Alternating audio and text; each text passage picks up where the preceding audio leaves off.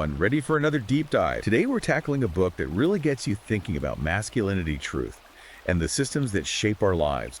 I think this is going to resonate with a lot of you. Yeah, this book really pushes you to question everything you think you know. It's like you're getting this peek behind the curtain, seeing how things really work. And that's so important when you're trying to understand relationships and societal expectations and how those might not always line up. Right. It's like there's this hidden script we're all supposed to follow, and this book dives right into that. Totally. One of the first things it tackles is masculinity. It takes you through history, showing how the definition of masculinity has changed so much over time. Okay, I'm all about examples, so give me an example. Okay, so think about a Spartan warrior, right? Strength, stoicism, totally dedicated to the state. Now fast forward to the Industrial Revolution, and the ideal man becomes the breadwinner, the guy who provides for his family. Talk about different expectations. Wow, yeah. That's a huge shift. It really shows you how much our culture shapes these ideas. Exactly. And the book makes you think, how do those past expectations affect how men see themselves today? Like, how does that shape our relationships and the roles we think we're supposed to play? Things get really interesting when the book argues that we might not be seeing the world as clearly as we think. It even touches on that philosopher René Descartes and his idea that our senses can deceive us. Right. Descartes was all about questioning everything, trying to find what's absolutely certain. And the book uses that as a starting point to explore how the media shapes our reality. Yeah. News, social media, the whole thing. They bring up that whole Twitter controversy with the Hunter Biden story getting censored right before the election. Exactly. Whether you agree with it or not, it shows how much power these platforms have to control the narrative. And it plays into this idea that maybe we're not getting the full story, that some viewpoints are being silenced. So how do we cut through all that noise? How do we figure out what's real? Well, the book is all about using logic. It's like we're bombarded with so much information these days. It's easy to get caught up in emotions or biased arguments. So this book gives you the tools to think critically. It goes into those things called logical fallacies. Those are like common errors in reasoning that can totally wreck an argument. Right, like the ad hominem fallacy, where you attack the person, not the argument. Or the straw man, where you twist someone's position to make it easier to attack. Recognizing these can help you avoid being manipulated or getting into pointless arguments. It also talks about cognitive biases. Those are like mental shortcuts our brains take that can actually mess up our thinking. And those can be dangerous. Like confirmation bias, where we just look for information that backs up what we already believe, even if it's wrong. I've totally been there. It's hard to admit you're wrong, but it's the first step to actually learning and growing. For sure. And then there's groupthink, where we just go along with the crowd, even if we secretly disagree. Especially online, it feels like you have to agree with certain opinions to fit in. That's why critical thinking is so important. This book gives you the tools to question everything, to form your own opinions, which is crucial when you're trying to navigate these complex conversations about individual rights versus societal obligations. Totally. And the book dives into this classic tension, highlighting the importance of both. On one side, you have Ayn Rand and her philosophy of radical individualism. Like, we're all responsible for our own destinies, and we shouldn't be held back by the collective. And then there's the social contract theory. From guys like Hobbes and Rousseau, they argue that we agreed to give up some freedoms in exchange for the protection and stability of society. Right. It's this constant back and forth. And I think it's super relevant to the conversations you're having about relationships and what's expected of men today. Like, how much are you willing to sacrifice for the good of the relationship? Where's the line? That's a question a lot of guys struggle with.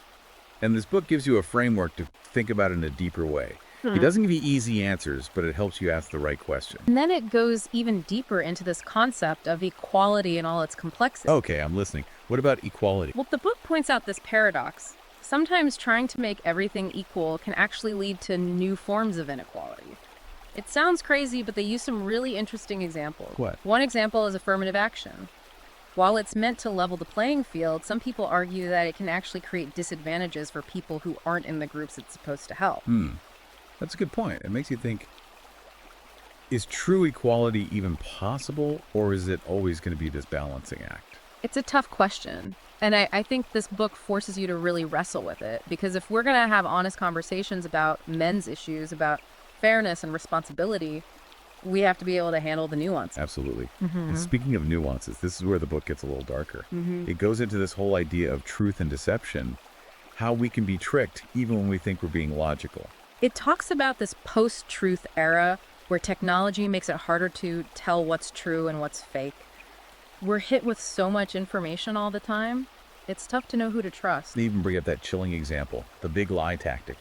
Like if you repeat a lie over and over, people start to believe it. Right. It's kind of scary how well that works. It is. And it shows how important it is to be careful to question the stories we're being told, especially when it comes to things that affect our relationships and how we see masculinity. So how do we protect ourselves from that? How do we get better at spotting the lies? Do we all need to become like professional fact checkers or something? Well, the book doesn't have a magic solution, but it stresses how important it is to develop critical thinking skills, to be aware of our own biases, and to always look for different viewpoints. So it's about being skeptical but not cynical, Right. questioning everything without becoming totally distrustful. Exactly. It's a tough balance, but it's so important in today's world. And that's what makes this book so valuable. It gives you the tools to think for yourself, to challenge the status quo, and to ultimately create a better life for yourself. So we've talked about how easy it is to be misled, right? Especially with all these big societal narratives. Yeah. But the book doesn't just leave you feeling hopeless. It actually digs into human nature, the good and the bad, and how that drives progress or keeps us stuck. It acknowledges that we're not just these perfectly rational beings. We're driven by emotions, too, by these deep instincts that have evolved over thousands of years. Okay, so what instincts are we talking about? Give me the good stuff first. Yeah. The ones that help us move forward. Well, the book highlights our capacity for innovation, problem solving. All the incredible advances humanity's made. Technology, medicine, art, that's all driven by this innate desire to create, to make things better, to push the limits. I like that. Yeah. It's a good reminder that we can do amazing things when we set our minds to it.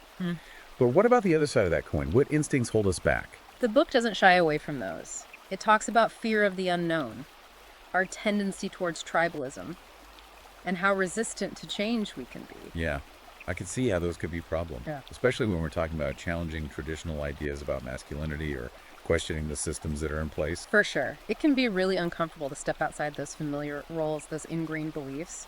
And the book gets that. It doesn't pretend it's easy. But it doesn't just dwell on the challenges either, right?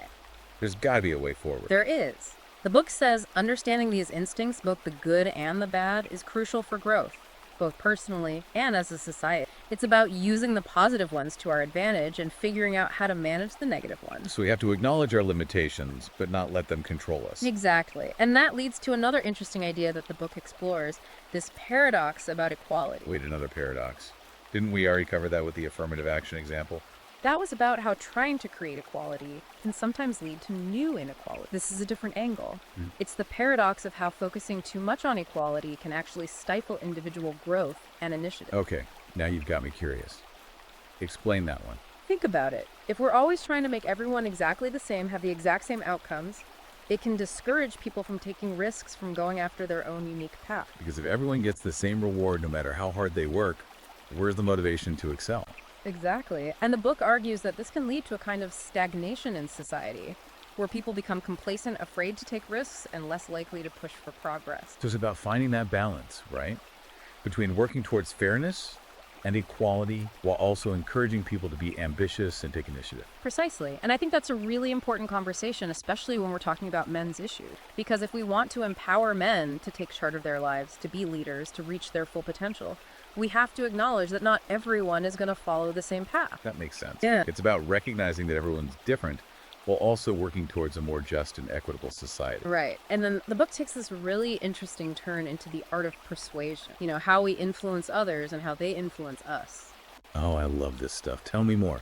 What kind of techniques does it talk about? Well, it emphasizes how important it is to understand your audience, to tailor your message to their values and beliefs. And it talks about the power of storytelling, how a good story can be incredibly persuasive. Yeah, stories can really get past our logical defenses and connect with us on a deeper level. Exactly.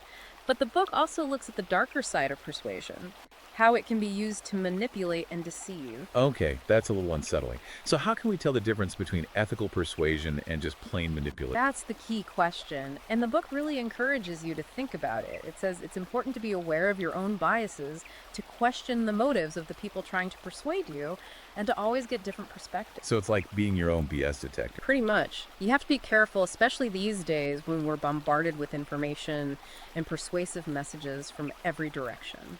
That's super relevant when you're trying to figure out relationships right. Yeah. Because there can be a lot of manipulation and game playing going on there. Absolutely. And the book gives you a way to understand those dynamics. It explores the concept of power dynamics, how power works in different areas, from personal relationships to work to society as a whole. Okay, so we're not just talking about arguments anymore. We're talking about power struggles. Exactly. And the book points out that power isn't always obvious. It can be really subtle, even unconscious. It can be in the way we communicate the roles we take on, the expectations we have of ourselves and others. I'm starting to see power dynamics everywhere now. It's like this invisible force shaping everything. So what's the takeaway from the book about all this? It says understanding power dynamics is crucial for navigating the world effectively. It's about recognizing where the power is, how it's being used, and how we can either challenge it or use it for good. So it's not about becoming power hungry or manipulative. It's about using that awareness to create healthier, more balanced relationships. Exactly. And I think that's especially relevant for men who are trying to break free from those traditional and often limiting ideas about masculinity. It's about understanding how those ideas can be used to control and manipulate, and then choosing to write your own story. That's powerful. Okay, hit me with the next big idea. What's next? Well, this one might make you a little uncomfortable. The book goes back to the idea of truth and deception, but this time it focuses on how we can even deceive ourselves. Deceive ourselves. How does that even work? I see. Isn't that just like lying to yourself? It is in a way, but it's often not on purpose. The book goes deep into the world of cognitive biases. You know, those mental shortcuts our brains take that can lead to distorted thinking. Oh yeah, we talked about those earlier, like confirmation bias and groupthink. Yeah. So we're basically tricking ourselves without even realizing it. Exactly. And the book gives some really interesting examples of how this happens in our lives. Like what? Give me an example. I love examples. Well, think about the classic sunk cost fallacy. That's where we keep putting time, money, or emotion into something, even when it's clearly not working, just because we've already invested so much. It's like we're trying to justify our past decisions, even if it means making things worse now. Oof, I've totally been there. It's hard to admit you were wrong, especially when you've already put in so much. It is, and that's why self-awareness is so important. The book stresses that we need to recognize these biases, these mental blind spots, so we can start making better, more objective decisions. So we have to be willing to question ourselves, to challenge our own assumptions. It's not just about spotting deception in other people. It's about being honest with ourselves. Absolutely. And that's where the book's exploration of human instincts comes full circle. Because those instincts, even the negative ones, are part of what makes us human. So it's not about trying to suppress them or pretend they don't exist. It's about understanding them, learning to work with them, and using them in a positive way. Exactly. And I think that's a really empowering message, especially for men who are trying to redefine masculinity on their own terms. It's about knowing our strengths, admitting our weaknesses, and ultimately taking responsibility for who we are and who we want to be. All right, so we've talked about instincts and biases and even how we can trick ourselves, but this book doesn't just point out the problems. It offers solutions too. And one of the big ones is tackling these deep-seated assumptions about the world, those social constructs that shape our lives. Right? It's like these constructs are the bars of the matrix, you know? We might not even see them, but they're limiting our choices and shaping how we see things and even how we act. Okay, remind me again, what exactly are social constructs? I always get a little confused about that term. So think of it this way. They're ideas, beliefs, or even behaviors that society creates and reinforces, not something based on like objective truth or biology. Okay, give me a concrete example. I always need an example. Sure. The book uses the traditional breadwinner model of masculinity as a perfect example. You know, this idea that a man's worth is tied to how well he provides for his family financially. That's not something men are born with, right? It's a construct that's developed over time based on history and economics. We're not born with these ideas. They're given to us by society. Exactly. And the book challenges us to start questioning those constructs, to realize that a lot of what we take for granted are really just made-up rules that we can choose to accept or reject. That's a powerful thought. So if we can identify those constructs and break them down, what happens then? What's the goal? The book says that by breaking free from these limiting beliefs, we can create a society that's more authentic, more fulfilling, and even more equitable. It's about opening up possibilities, letting people define their own paths instead of being stuck in these boxes. Okay, I'm definitely on board with this whole breaking the matrix idea. Yeah. But it still feels kind of overwhelming. Where do we even start? The book actually gives some practical advice on how to use these ideas in your own life. And it all starts with self-awareness. I'm all about self-reflection. What kind of self-awareness are we talking about? It encourages you to take a good, hard look at yourself. Examine your own beliefs and behaviors, you know, the things you do or think almost automatic. And then ask yourself, where these beliefs come from? Are they helping me? Or are they holding me back? So step one is being totally honest with yourself, even if it's uncomfortable. Exactly. And the book even has some exercises to help you do this, things like journaling, meditation, or even just having honest conversations with people you trust. So breaking the matrix starts with breaking down our own internal walls. Absolutely. The book argues that once you start seeing yourself clearly, you can start seeing the world more clearly. You can start to recognize those external constructs that are shaping your life, your relationships, your choices. That makes sense. Yeah. Okay, so self-awareness, self-reflection. hmm What else? What are some other takeaways for actually taking action? It also talks about the importance of finding your tribe, connecting with other people who share your values and who also want a better world. Yeah, I like that. There's power in numbers, right? But how does that tie into breaking the matrix? Well, those connections give you support, encouragement, and accountability. They help you stay focused on your goals, especially when things get tough. And they can also make your impact bigger because when you work together, you can create change on a larger scale. So it's about building a network of like-minded people who are all committed to personal growth and making a difference. Exactly. And that can be super powerful, especially when you're challenging beliefs and systems that are really ingrained. Okay, I'm feeling inspired. But I also know change takes time. What advice does the book have for staying motivated and actually making progress? One of the most important things is to take action, even if it's just small steps at first. We talked about that earlier, but I'm still curious. What kind of action works best? Does it have to be something big and dramatic? Not at all. It could be something as simple as deciding to have more open and honest conversations with the people in your life. Challenge each other's assumptions, get different perspectives. Or it could be about supporting organizations that are working towards the kind of change you want to see. So it's about finding those chances to take action in everyday life. Yeah. Those small choices that build up to something bigger. Exactly. And the book reminds us that even those little actions can create a ripple effect. They can inspire other people to take action, to question things, to start building that better world we all want. Wow, this book has really made me rethink a lot of things. It's like once you see the matrix, you can't unsee it. That's the power of knowledge, right? It changes how you see the world. And that's what's so great about this book. It's not just about understanding masculinity or truth or deception. It's about understanding yourself, your place in the world, and what you're capable of. I'm definitely feeling fired up and ready to get out there and make a difference. Yeah. But I think I need to read this book again a few times to really absorb everything. I hear you. It's a lot to take in. It makes you think, and it definitely challenges you to see things differently. But that's what makes it so interesting. It's a journey, not a destination. So to sum it all up today, we did a deep dive into this amazing book that really makes us question everything we thought we knew about masculinity, reality, and truth. It's a call to break free from the matrix, to take control of our own lives, and to build a better world. And the best part is it's not just theory. It's full of practical advice and tools that we can all start using today to live more authentic, more fulfilling, and more impactful lives. If you want to learn more about these ideas and start your own journey of breaking free, be sure to check out the book. It's available on Amazon Kindle and Google Play Books. And remember, it all starts with you. Thanks for joining us, and we'll see you next time on The Deep Dive.